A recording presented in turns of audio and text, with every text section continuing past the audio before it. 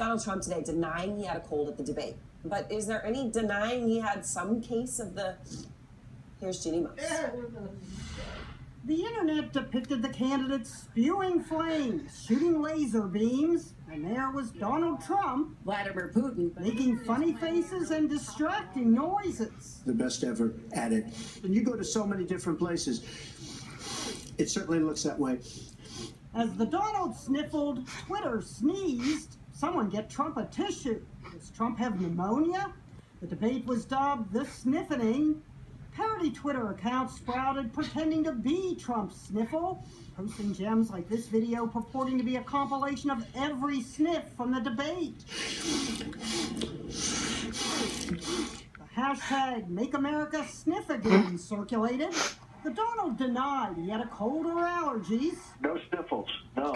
You know, the mic was very bad, but maybe it was good enough to hear breathing. The mystery was contagious. So now we have Snifflegate.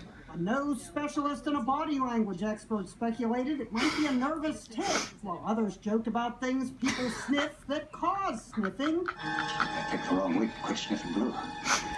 The Donald has been a serial sniffer before, for instance, back when he first started using teleprompters. I wonder why.